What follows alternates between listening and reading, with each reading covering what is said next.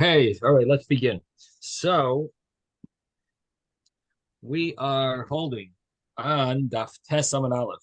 We're holding on page 9a. And yesterday we learned the Gemara on 8b. We learned the Gemara about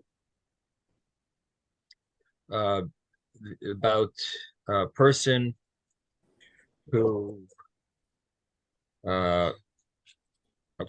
who's calculating or measuring his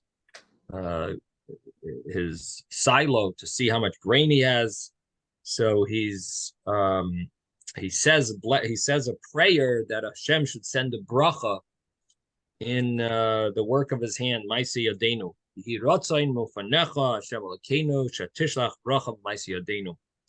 So he's asking Hashem for a blessing, that there should be a blessing in his work, which that bracha sounds very clearly to be a bracha for the future. He wants a blessing to come.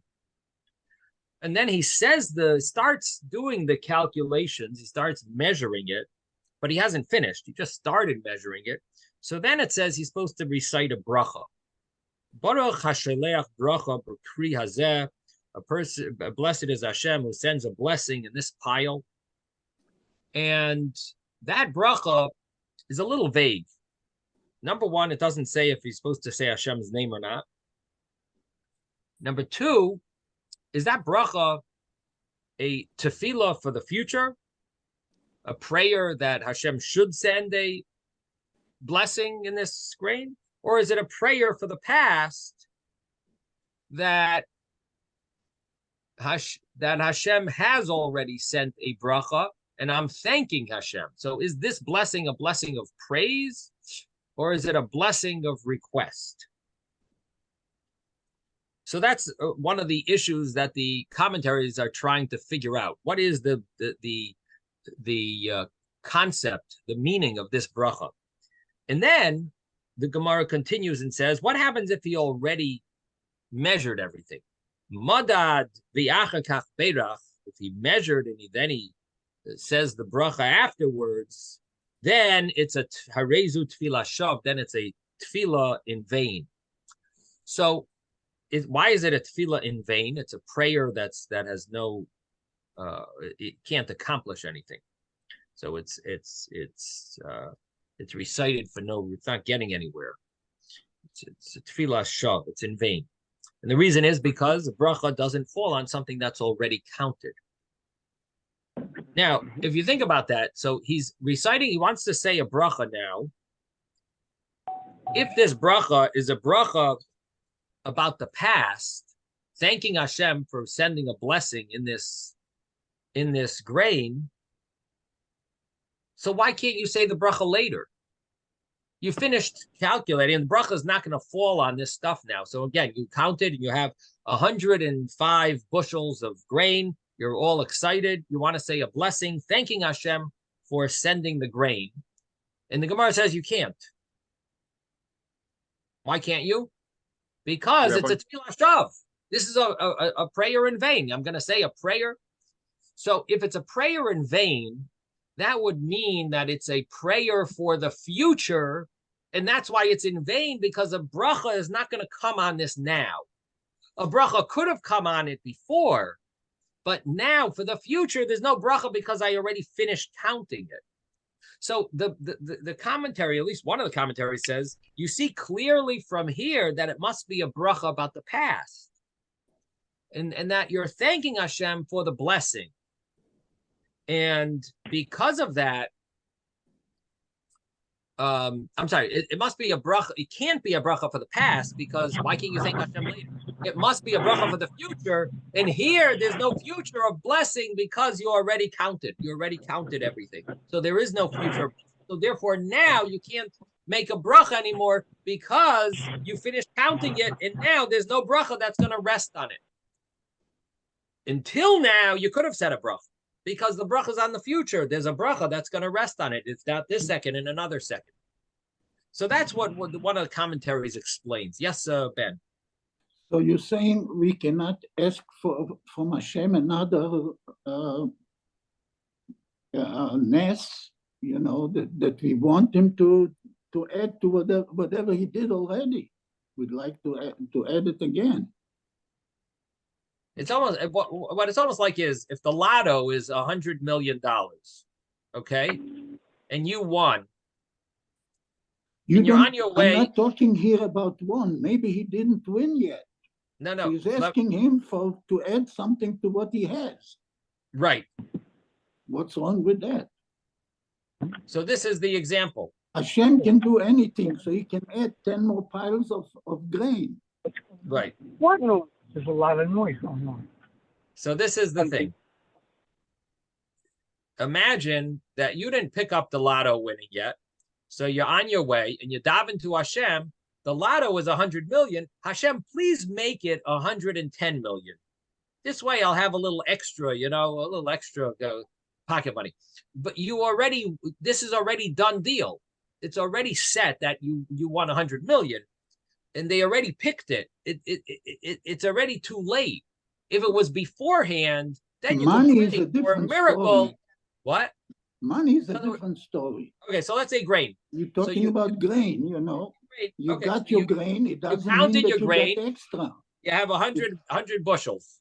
Yeah, so you're now going to ask Hashem, I know I counted 100. Hashem, I want you to make it that it should be 110. Yeah. The problem is you already counted it, set it to 100. It's almost like it's considered like a done deal. Hashem doesn't like to make miracles that are open miracles. So if you didn't count it yet, you could ask Hashem for a bracha. Okay. But once you count it already, and our Gemara says that Hashem doesn't add bracha to something that's already set in stone. And this is like it's set in stone. You already counted. You have 100. And now you're asking Hashem, please make it that it's 110. So once you got your grain all counted, don't ask for any more favors. That's what you're saying. Right. Okay. Once it's already counted, it's like a done deal. You know what it reminds me of? There is a story where the Rebbe gave a bracha to an individual he's gonna win the election in South America. I happen to know the guy's brother. The last name is Shragowitz. They live in Bell Harbor. Anyway, so the brother, Hashem, the brother was running for some, mayor, governor, or something in South America. He had a position he was running for. Anyway, so he actually, he was running, and the Rebbe got a bracha. The Rebbe told him, you're going to win. It turned out that he actually lost. So he sent a letter to the Rebbe. That night they counted and he lost. He sent a letter they sent a call, they sent a fax to the Rebbe. What do you mean? The Rebbe gave me a bracha that I'm supposed to win, and I lost. I just lost. So they asked the Rebbe. The Rebbe said, you won. The Rebbe said, you won. You didn't lose. You won. But in all the TV shows, all the news were reporting that he lost. It turned out in the morning, they said we made a mistake and he actually won. So there you have a case where you have a bracha, even after it seemed like a done deal, he was able to win. But the only reason that worked was because they claimed that it was a mistake in the first place. That's a rare, and that's also the Rebbe could do like major miracles. But in a regular case, when you count 100, they're asking you here, Rabbi, they're asking you here to do the bracha afterwards. That's what I'm saying. So that means that the bracha is for the past. It's not for the future. You can't ask for the future, right? You can't ask for the future Once in our counted, case. You cannot ask for the future, so it must be for the past. It must be for the past. So that's what I was mentioning. One of the commentaries wants to say that that's the meaning here, that it has to be the past. It's more like a thanks. No, just the opposite. It's specifically for the future, and that's why the Gemara says exactly the opposite of what you said. I'm sorry. It's exactly the opposite of what you said, and the reason is because the Gemara says it's a tefillah shav if you ask after you finish counting. So So what does the Gemara mean? It's a tefillah shav. It's a tefillah in vain. What does that mean? It's a tefillah in vain because you're asking for the future, and there is no such thing as a future changing and getting blessing because it's already counted. So it's not going to work. So and obviously, so that's what the Gemara is saying, that you can't do it for the future. It's a tefillah shav. And once you reach this stage, but before this stage, then you could ask for the future. And therefore, the Gemara is talking about all about the future. If it was talking about the past and it's more of a thanks, a blessing of thanks, then it would actually be allowed to say this blessing even later. Because even after a new bracha can't come, but I'm thanking Hashem for the past bracha. So if it was the past, then the Gemara doesn't make sense. So therefore, you have to learn the Gemara that it means the future. That's this commentary. Specifically, it means the future. Okay. Now there is another commentary that argues, says no. We could learn that it really means the past. How does it mean the past? Because you have to learn the Gemara a little differently. The Gemara says that after you measure, and if you say a blessing, then it's a tefillah shav.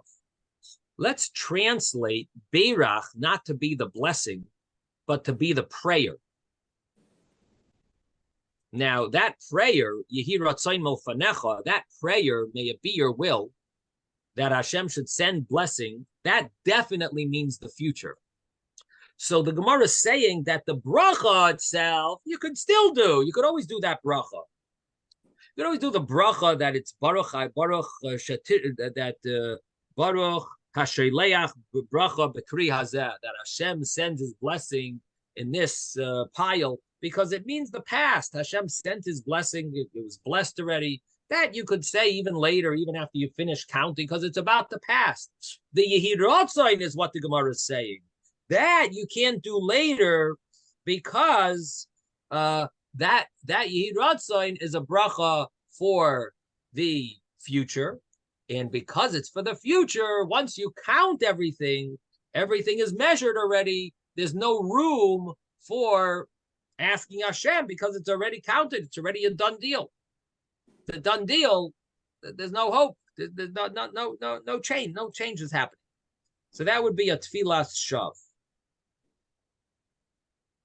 So that's another way of reading it. Again, it doesn't fit perfectly because the Gemara does use the word beirach. But maybe you could say that beirach just means prayer and refers back to the Yehi Ratzain, to the prayer. Again, the Gemara mentioned there's two things that we are talking about here. One is a Yehi Ratzain Milfanecha, like a prayer asking God that He should send a blessing. And the other is a bracha that's a little vague if it means He sent a blessing, thank you Hashem for sending a blessing, or thank you Hashem for that you will send a blessing. So the bracha is a little vague. The Yehi Ratzain definitely means the future. So you could learn the Gemara that at a certain stage, the bracha, you could still say the actual thanking Hashem because that's about the past. But the Yehi Ratzain, which is the prayer part for the future, that once you measure it, you no longer can recite the Yehi Ratzain because that is considered a tefillas shav. And then we spoke yesterday about the problem here, but in general, about saying a bracha, and maybe Hashem didn't send blessing in this. How are you reciting a bracha with Hashem's name? And possibly, there is it's not blessed. So you're thanking Hashem for blessing it, adding to it. Maybe there was no bracha.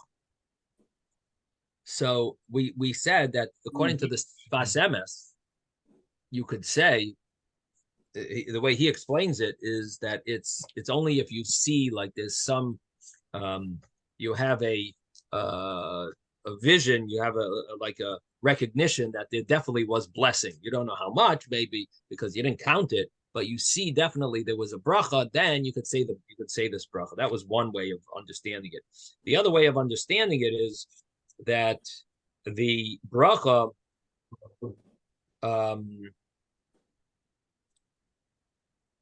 The bracha is because you're going to be taking truma and meiser from it, and you're going to be separating tithes. Because you're separating tithes from this, therefore, it definitely is going to be blessed. We have a promise from Hashem that it's going to be blessed, and therefore, it's not a problem to say Hashem's name in this bracha because it obviously is blessed, or it will be blessed. So you could say this bracha with no problem. You're going to be separating truma and meiser. You could say the bracha, and according to that, whenever you are not separating truma and meiser, then you would not want to say this bracha because it's not necessarily that it's getting blessed. And that would be a difference in halacha, and it's actually brought in Shulchan Aruch, chapter 230, which talks about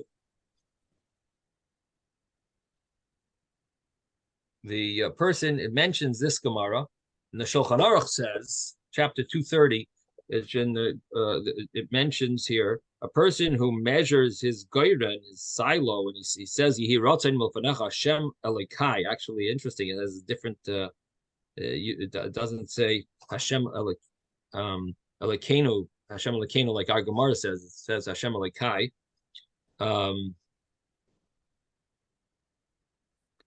That shetishlach bracha b'kri hazeh, that you should send a blessing in this pile.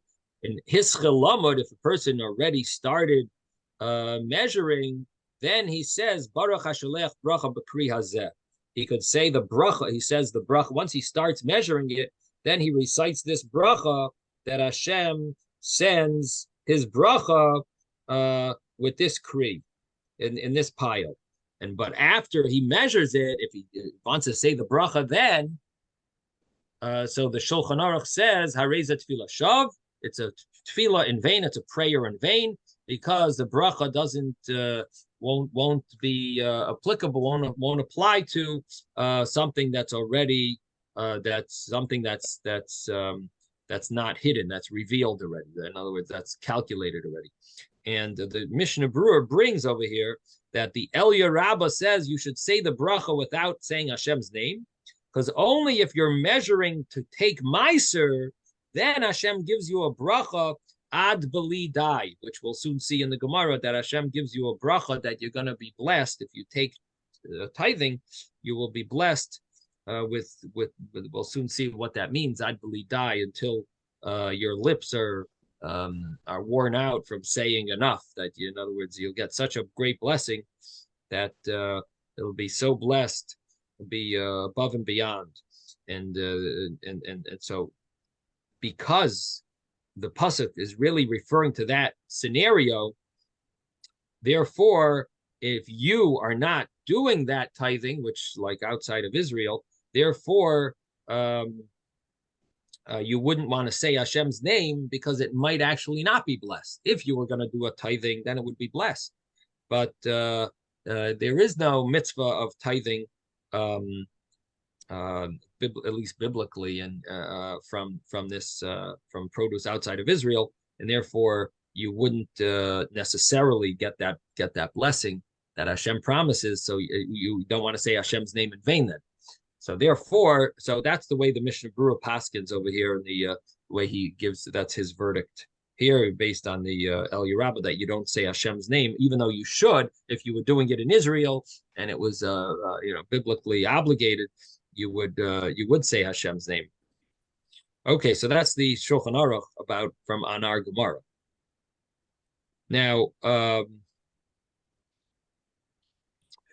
we are going to continue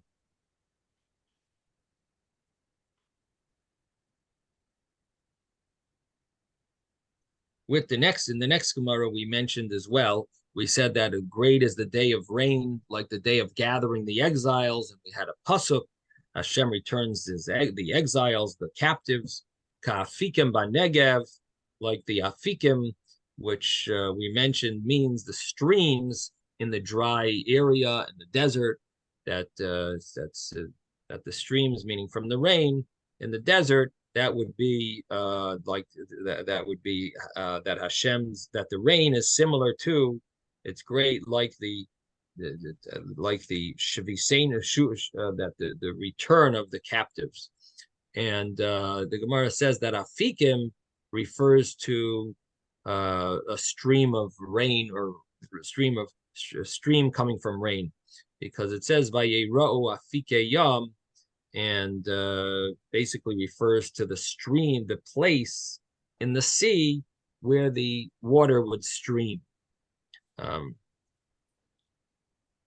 They saw the area where there would be streams of water, except that it was split. In other words, David HaMelech was thanking Hashem for all the miracles, and he included in those miracles the splitting of the sea, which happened a few generations earlier. And he says Vayero Afike Yam, and that's referring to the stream that was there. And then Rabbi Yochanan said, "Great is the day of rain that even the soldiers stop from fighting." And he brought a pasuk in Tehillim that when the furrows are all saturated, the gedudeha are naches, they rest. So great is the day of rain. Okay, then the Gemara said, yes. Right before that sentence, where it said, Shuva Adonai et Shviteinu, Ta'afikim b'negev. Ta'afikim b'negev.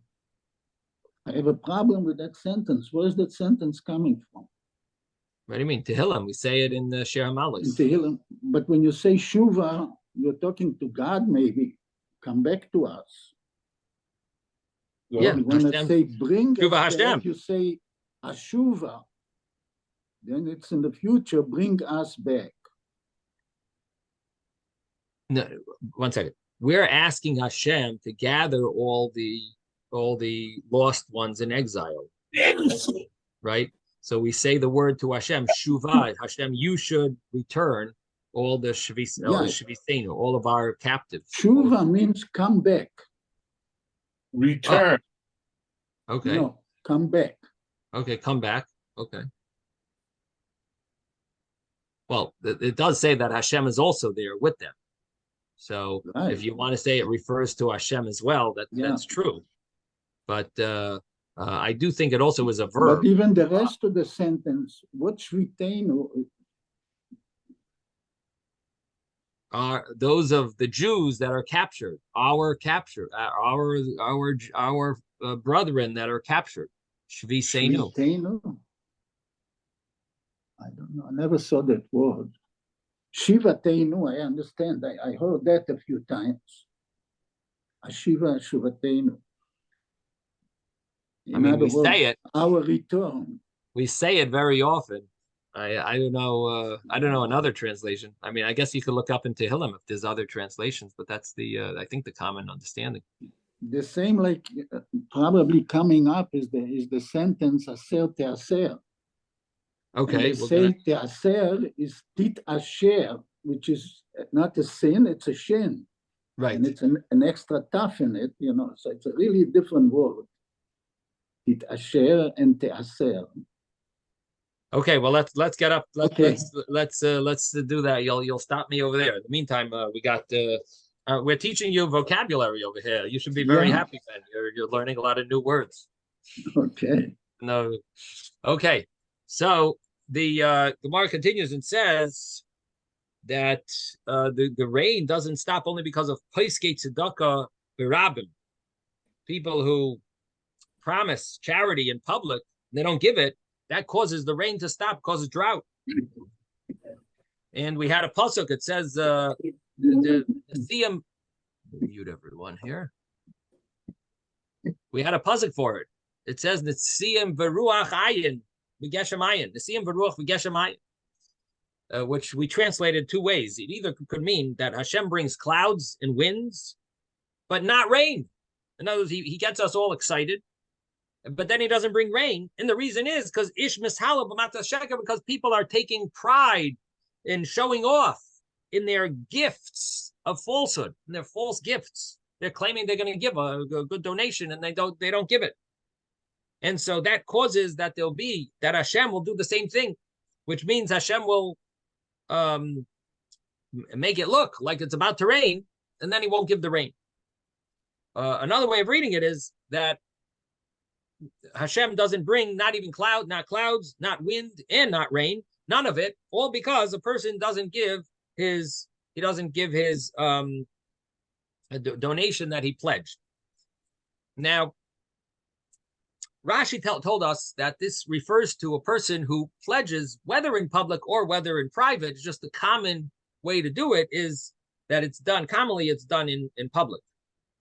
However, the Maharsha brings that this really refers to specifically in public, and the reason is because he got people all excited, that they're going to get this donation, and then, in other words, if you did it in private, you didn't get people excited about it because they don't know about it. But if you did it in public, that would be a reason to that Hashem would bring, the clouds and the wind, and not the rain, because you basically are tricking the people. So Hashem tricks. So Hashem, in return, reciprocates, so to speak. He punishes you by doing the same thing and causing you to expect. You're expecting the rain, and yet it's not. It doesn't rain. So this is could be a way of could be another pshat which would argue on Rashi. Rashi says it would apply in all cases, even in private, but according to this, it would apply specifically in public. And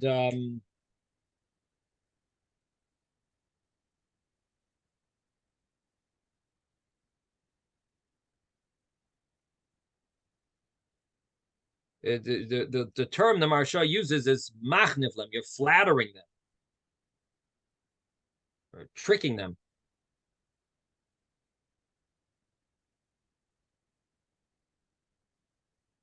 So it could be that depends on how you learn the pasuk. If you learn the pasuk is it's tricking the people, that Nesiim Beruach, Hashem gives clouds and winds, but he doesn't give the rain, then you can learn that it means that it's only in public. When you do this in public, then you're getting measure for measure. You did it in public and tricked people. Therefore, Hashem, so to speak, punishes you in that same way, measure for measure. If you did it in private, then that would apply. That then it would be the same punishment, but you'd have to learn the pasuk the other way. That would be the other pshat of Rashi, that the Hashem doesn't give you anything. You were mishalel. You took pride. You felt good about giving about this false gift, the pledge. So Hashem doesn't give you the rain. In other words, it's not that Hashem is doing any trick. He's not giving you anything. So that would fit with the other pshat. In other words, that it applies no matter what you do. No matter you do it in public or in private, the punishment is still going to be there, that you're not going to get the rain. And then the Gemara said that Rabbi Yochanan, another statement from Rabbi Yochanan, that what does it mean, aser taser? So Rabbi Yochanan says it means aser b'shvil shetis asher, and we stopped over there. That it says to give meiser, take a tithe, in order that you will get rich. That's a simple way of reading this Gemara. Aser b'shvil shetis asher. Again, the reason why, how are we darshaning this? How are we, what gives Rabbi Yochanan the license to learn it that way? It's a pasuk in the Torah. It just means take a tithe. How do you know it means you'll get rich from it? So the simple understanding is because it's a double language. The Torah didn't have to say aser to aser. It could just say aser, take meiser. The fact that it's using a double language is because it's telling you that there's something to learn from this. What are you learning from it? You're learning from it that you're taking meiser in order, you can take meiser in order to get rich. Now that's a very surprising statement that why are you giving a Meiser? Not because Hashem told you have to. I'm giving it because I want to get rich. That's why I'm giving it. And you're allowed to do that. Hashem is telling you, give it in order to get rich. You could take Meiser in order to get rich. Rabbi? Separate it and give it away in order because you're going to get rich. That's why you're doing it. Yes, Moshe. Isn't it unconsecrated funds from Meiser? I mean, that's not funds that could be used. I mean, just to get rich on. I don't understand. We're talking about, the pasuk is talking about aser tasas kol tfuas harecha hayotzi asodeh shana shana. It's talking about the the produce. So it's in Eretz Yisrael. There's a mitzvah to take meiser, biblical mitzvah. So I'm not talking about. We're talking about the official rule of meiser on the pasuk is talking. Seemingly, it's talking about, again, Tosfos here has a whole discussion, but on a simple level, we're talking about the produce. You're taking meiser on produce, and that produce, the Torah tells you, it's a lot. You're taking 10%. I mean, I guess people nowadays would say it's a little because the government takes such a huge cut sometimes. But depending on a person's, I guess, which bracket they're in. But the Torah says take meiser. And don't feel bad because you're going to get rich because of it. Aser b'shvil shetis asher, the Gemara says, take meiser in order because you'll get rich. Do it because of that. And that's a simple understanding of the Gemara, that you're allowed to do it in order to get rich. We'll soon see again. We'll soon see as the Gemara seems to explain, even as the Gemara continues, about testing Hashem, that you're even allowed to test Hashem when it comes to charity. So you're allowed to do that. And you should. It seems like a mitzvah. Take meiser in order to get rich. There are two ways of reading this, actually. It's either aser bishvil shetis asher, or it's aser bishvil shetis aser, with a shin or a sin. It could be that you should take meiser in order that you will take meiser again. If you take meiser now, if you separate a tithe, do it in order that you will be able to separate many tithes. Because Hashem will bless you with many other, with tithes, with many opportunities to tithe. So that is another way of learning the Gemara, that it's not changing it from a shin to a sin. It's actually keeping it with a sin, and it's just expounding on the double language. Aser to aser means if you take meiser once, you will end up being able to take it many times on other produce, or you'll merit, you'll win other land, you'll get other land, and you'll have many crops and much more. If you do this, you will get a lot more, and you will be able to take more meisers. It makes more sense. But the simple reading is aser b'shvil shatis asher. Take meiser in order to get rich, and that, but both mean the same thing. Both mean that you will get rich, and you will. The other shot that I said was that you will do it in order to take more meiser, meaning because you will get so rich, you'll have more meisers to give. So they both mean that you're going to get rich. Now, in truth, it's not a problem to learn it bishvil shatis asher, that to change it from a sin to a shin, because when the Gemara makes a drasha, the drasha is based on the fact that the Chumash does not have nekudos, and so a shin and a sin are interchangeable, especially in the Torah's way of drush, when the Torah's the code of interpreting the Torah is it offers that type of that's allowed within the rules of the code of how to understand and decipher the meaning of the Torah, is that the shin and the sin could be interchangeable when it comes to a drasha. So it's not a problem then to learn aser b'shvil shatis asher. Now the commentaries do question what about, according to the opinion, there is an opinion that Dibra Torah Koloshin B'nei Adam. So the commentaries do talk about this, that the Torah sometimes speaks in the language of man. So if people speak that way, you should surely take Meiser, and people repeat themselves. So that would not be something to darshan, to make a drasha out of, because it's the Torah speaks in the way that people speak. So according to that opinion, that the Torah, could you still make this drasha? So some say, well, it's Rabbi Yochanan who's speaking here. Rabbi Yochanan holds that Loi Dibra Torah Kolashim B'nei Adam. Rabbi Yochanan holds that the Torah doesn't speak in the language of man, and therefore it is reason to make a drasha. So according to Rabbi Yochanan, this fits. But other commentaries say that it doesn't matter, because even according to the other opinion, that the Torah speaks in the language of man, and if there's a double in the Torah, sometimes that's because it could be because that's the common way people speak.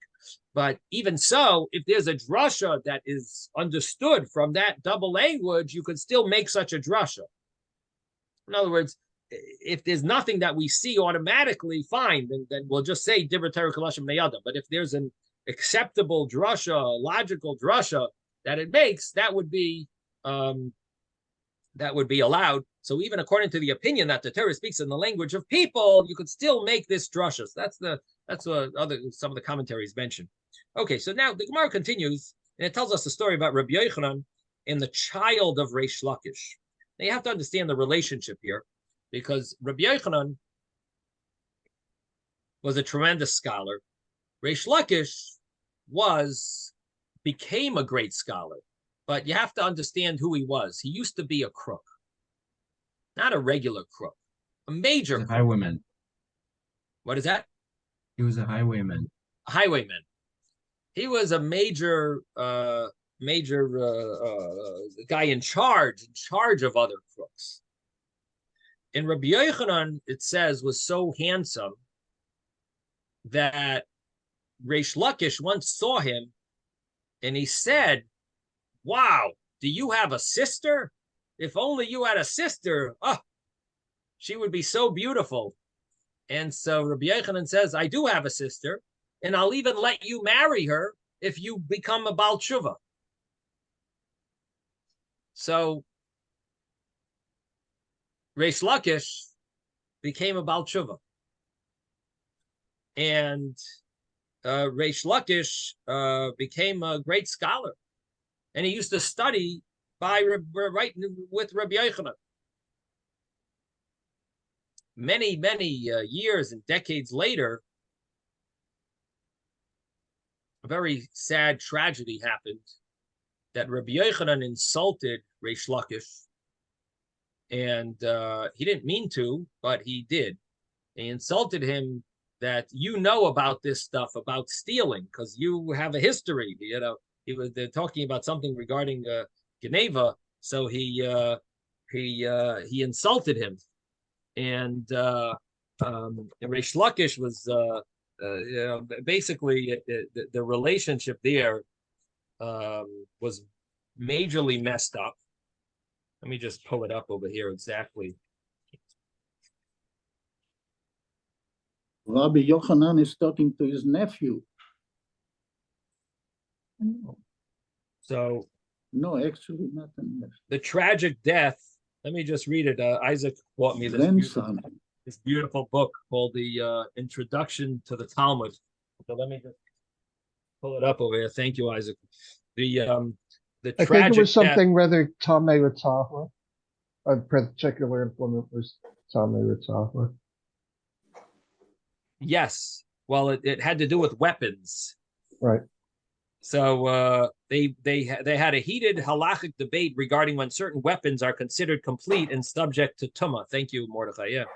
So Rabbi Yochanan remarked that he must defer to Reish Lakish's expertise in the matter, since a thief knows the tools of his thievery. So he was referring to Reish Lakish, because in the past he was a thief and an outlaw. So really, he didn't mean to insult him. He just meant that he's knowledgeable. Reish Lakish took it as a personal insult. So Reish Lakish replied, "How have you benefited me?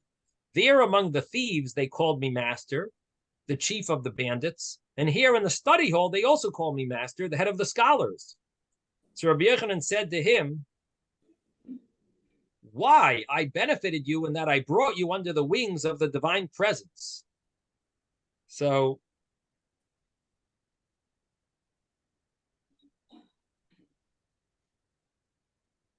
the commentaries debate what this exactly means. Reish Lakish was claiming that by teaching me Torah, you didn't really give me personal benefit, because the mitzvahs, Torah and mitzvahs, are done as a way of serving Hashem, not as a personal benefit, even though they do provide spiritual benefit. But in a personal benefit, you haven't really taught me anything. You can't take credit for that. Rabbi Yochanan argued that he brought him back into the fold. He transformed him into a new being, and that itself is immense personal benefit. Anyway, so Rabbi Yochanan and Reish Lakish had a little. They had this little argument afterwards, after Reish Lakish was insulted. So in the aftermath of this tragic and poignant exchange, Rabbi Yochanan became distressed because of Reish Lakish's response, and Reish Lakish became seriously ill for having pained Rabbi Yochanan. After a short while, Reish Lakish, who was now over 90 years old, passed away, and Rabbi Yochanan grieved after him considerably. So that's the story of Reish Lakish's passing, because Rabbi Yochanan became pained and distressed. Rabbi, So Reish Lakish sort of like insulted him back by saying, it's not, you think you're teaching me Torah and personally benefiting me. You didn't personally benefit me. It's the Torah. It's Ruchnius. And anyway, the bottom line is that Reish Lakish passed away. Now here's the story where we're going to see Rabbi Yochanan speaks to the son of Reish Lakish. Now Rabbi Yochanan was very saddened by Reish Lakish's passing, and because now he didn't have a chavrus, and even when they tried to find him someone else, it was of no. He wasn't happy. Rabbi Yochanan was not happy. Yes, Moshe.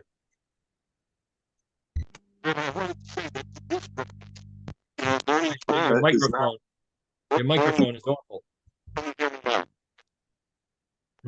We can't hear you. No. Anyway, Ruchnius is a necessity. It's not a mitzvah, because it's part of keeps the kahal together. I mean, to bring a Yehudi to Ruchnius is really it's a necessity. It's not it's not a mitzvah. I mean, bringing the person to it would not be. Yeah, well, there are two things that I have to tell you, Moshe. One is that the Gemara says mitzvahs lav lahenais nitnu, and the second thing is that what it seems like sometimes people want to take credit,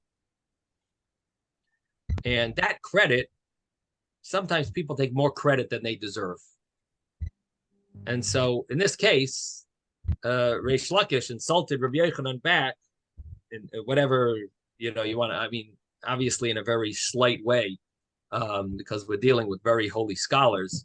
But Reish Lakish, it seems that he insulted him back by saying, don't take so much credit for bringing me back into the fold.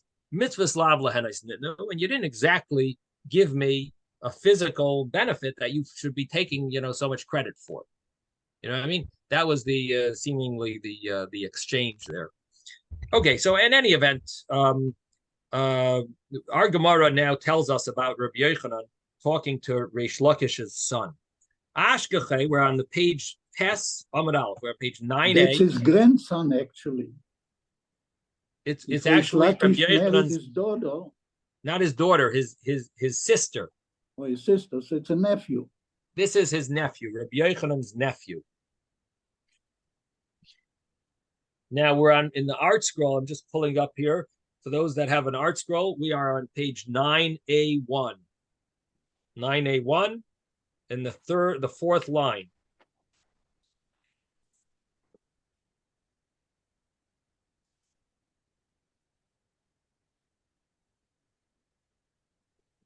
So the Gemara here says that Ashkeche Hashkache Rabbi Yochanan liyanuka de Reish Lakish. Rabbi Yochanan found the child of Reish Lakish, Amar Lei, and he told him,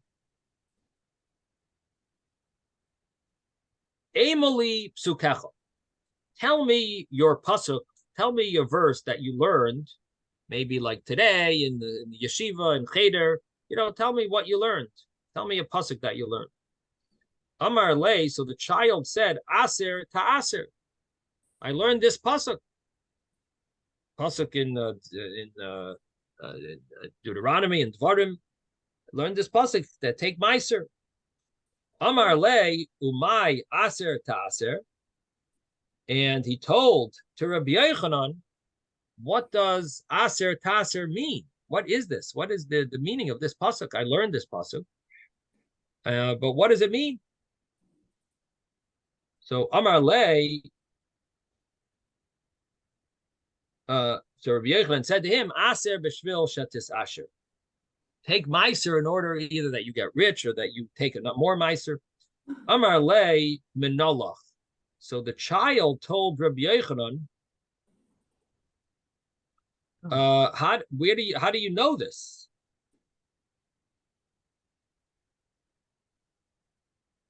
That you're allowed to give meiser in order to get rich. So Amar Lei, Are you sure it's the right? I know it sounds wrong, right? It sounds like it's the other names, but I'm following no. I mean, he asked the child and he said aser ta'aser. And then I think Rabbi Yochanan asked him, what does it mean, aser ta'aser? I know. I would like to learn it that way, but Rashi learns it differently. It doesn't make sense.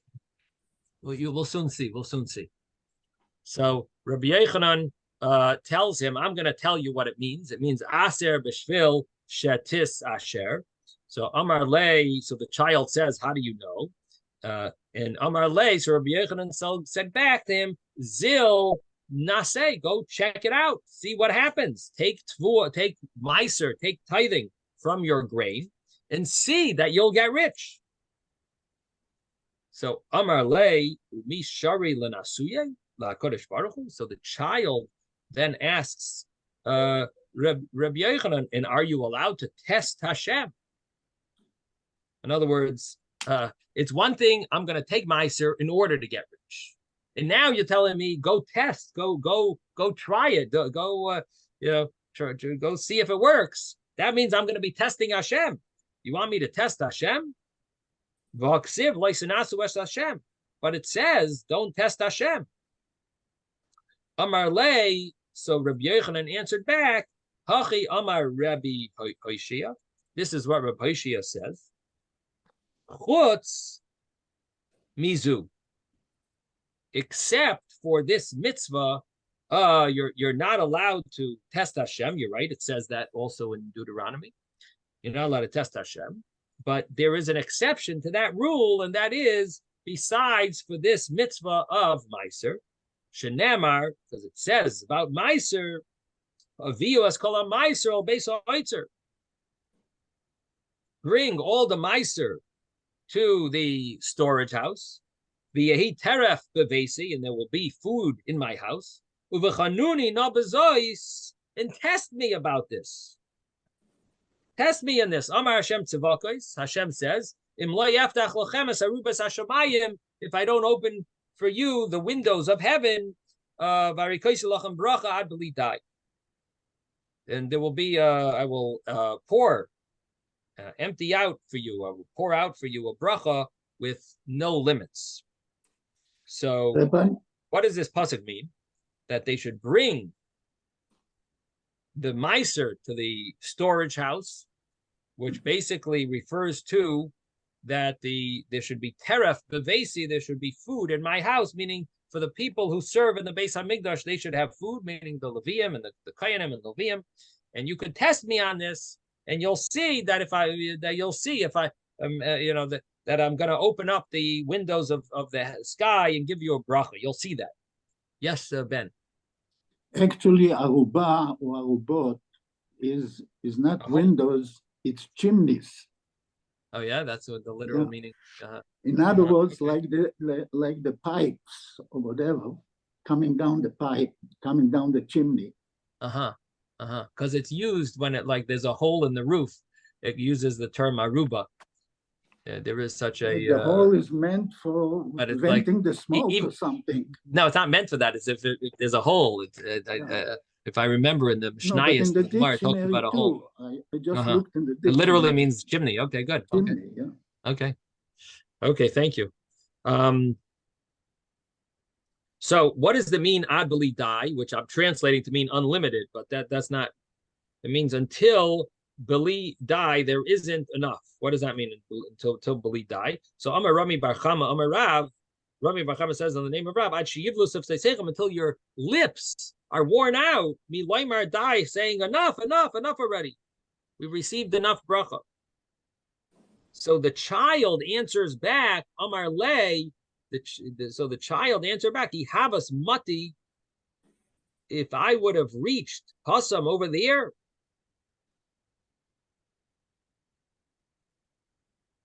Lahai Psuka, to that pasuk in Malachi, if I would have reached that pasuk in the writing in the book of Malachi, which is the writings, Leihavas Tzarichnalach, I would not have needed you, Olahisheya Rabbach, and I share your teacher, because I would have seen the pasuk. So here Rashi understands. That's why Rashi is learning this. Ezra is learning it this way, because the end, you see, it has to be the child who is who's saying this, because the whole discussion ends off where the child says, if I would have reached that, it's not, you're not telling me a major insight, because it actually is a verse. Just I didn't get up to there yet. I haven't learned Malachi, but you, who's 100 years old, you, and you're a big scholar for the last 90 years, you have reached that pasuk many times. I am a little kid. I haven't reached that pasuk yet. I haven't learned it in Cheder yet, so I don't know it. So that's why. So it's. So now my next question is, based on the way you're reading it, isn't that chutzpahdik on the boy's part? It does sound that way to his uncle. It does seem a little chutzpahdik, the term, but I guess that what the child was saying was, you're not really, what exactly are you adding to me? Like a pasuk? Like that's not a major insight. It's not like a depth that I should that I should know. You're telling me a pasuk. It's not like it's not like some depth that's like insightful. It's so another in Gemara that I didn't get up to yet. Okay, you want to tell me the next page? You can tell me the next page of Gemara. I also didn't get up to there yet. What the next verse says. I guess he was more surprised that that Rabbi Yochanan presented it in this way, and really it's a pasuk. Maybe that's what he was like surprised. I don't understand why you made such a presentation out of it if it's basically just a pasuk. So, because the pasuk itself says "Varikosi lachem bracha ad b'lidai," and that those words alone also show about aser b'shvil shatis asher. In other words, this pasuk, if it's talking about meiser, bring the meiser. It says meiser, bring it, and you could test me with it, and I will give you a bracha ad b'lidai. It sort of hints to the same idea of this aser b'shvil shatis asher. So, what it seems like is he's more asking a question on Rabbi Yochanan, like it's not such a major insight. It's not really a. But you're right; it does sound a little chutzpahdik. Now, could be it could be this child is an orphan because of Rabbi Yochanan, so maybe he's a little has a negative feeling towards him. I don't know, but it is interesting because Rabbi Yochanan's negative. Rabbi Yochanan felt depressed when Reish Lakish told him, I don't need you. You didn't really help me. And here the child almost says tells him the same thing. Like, I don't really need you for this. I'm gonna reach it when I reach it in Tanakh. I'll know this. So it's almost like your insight is not such a big help because I'm gonna get up to it. I'll know it myself. It does seem interesting. If you think about the story and the history and the context. So obviously there's a big discussion here about the concept of Meiser taking a tithing, and what happens if a person doesn't take a Meiser. So the understanding is that you become poor, as if you give a Meiser, you get rich. And if you don't give Meiser, then you become poor. And Rashi and Chumash brings this idea that if you don't take Meiser, you will end up getting only the tithing. In other words, you were supposed to give, you made 100 bushels of grain, produced 100 bushels of grain, your field. You should have given 10 away as Meiser, tithing. Because you didn't, the next year you only get 10. The next year you end up just getting the Meiser that you should have given away. You end up with that is the final, that is all that you get. And Ish asher yitin la kohen lo yihya.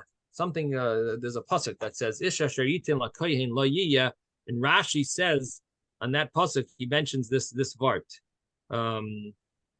Ish asher yitin la kohen.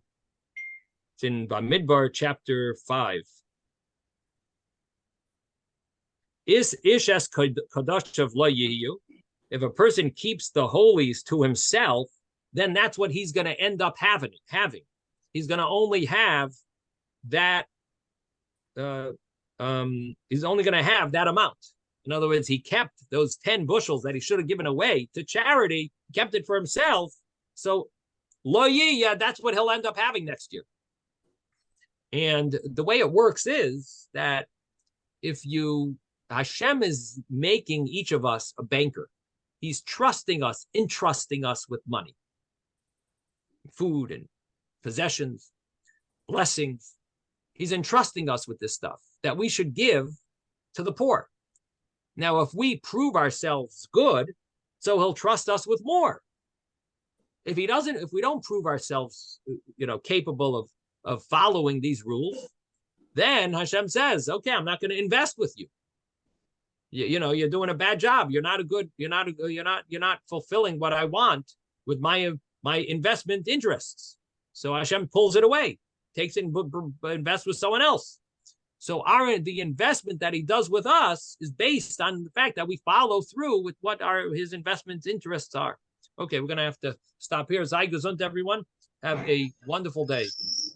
Thank you, Rabbi. Rabbi. Bye-bye, everyone. Thank you, Rabbi.